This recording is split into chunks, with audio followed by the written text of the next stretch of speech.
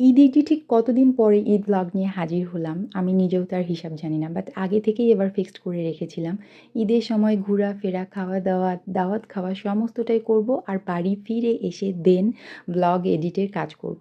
তো আসুন শুরু করা যাক। এটা হলো আমাদের চাঁদ রাতের মুহূর্ত। চাঁদ রাতে আমাদের গ্রামে অনেক বেশি মজা হয়। আমরা কিন্তু প্রতিটা ঈদই গ্রামের বাড়িতে করতে যাই।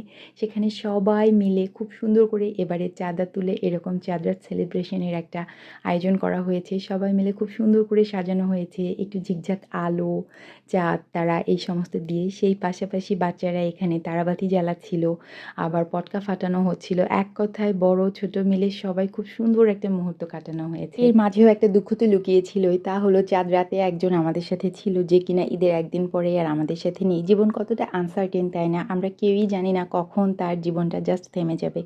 যাই হোক, এরপরেও বলবো জীবন তো জীবনের গতিতে চলতে থাকবেই।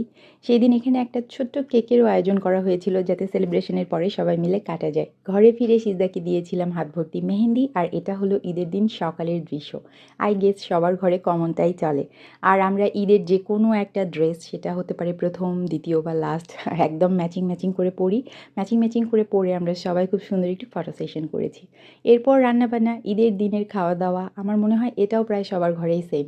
আমি যেটা করি, সকাল 9টা থেকে 10টার মধ্যে একেবারে সারাদিনের রান্নাবান্না সমস্তটা কমপ্লিট করে নিই। সকাল থেকে লাচ্ছা, সেমাই, নুডলস, লুচি, এরপর পোলাও, মাংস, ভাত সমস্ত করে একবারে আমি গোসল সেরে নিই 10টা থেকে 11টার মধ্যে। এরপর থেকে আমি আর রান্নাঘরে ঢুকিই না।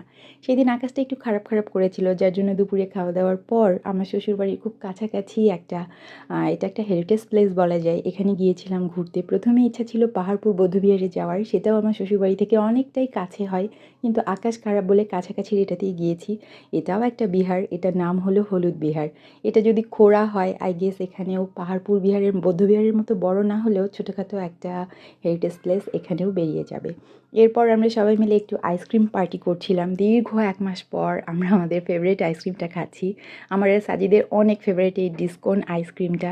অনেকেই বলে তিতা লাগে, বাট যেহেতু আমরা ব্ল্যাক কফি লাভার, আমাদের কাছে এটার ফ্লেভারটা অনেক বেশি ভালো লাগে। আর সিজদাও অনেকদিন পরে খাচ্ছিল আইসক্রিম, অ্যান্ড এইটা হলো সিজদার ঈদের ড্রেস।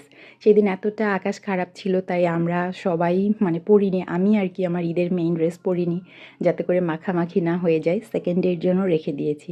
দেখুন আকাশের অবস্থা, পুরো আকাশ একেবারে কালো হয়ে আছে, আর আমরা ওখানে থাকতে থাকতেই না একদম বৃষ্টি শুরু হয়ে গিয়েছিল।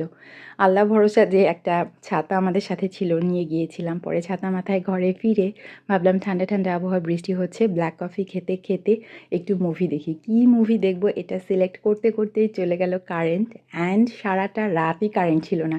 গ্রামের কিন্তু এমনই, একবার কারেন্ট গেলে আর আসতে চায় না। তো কাল ইনশাল্লাহ দাওয়াতের ব্লগ শেয়ার করব, সাথেই থাকবেন। Thank you.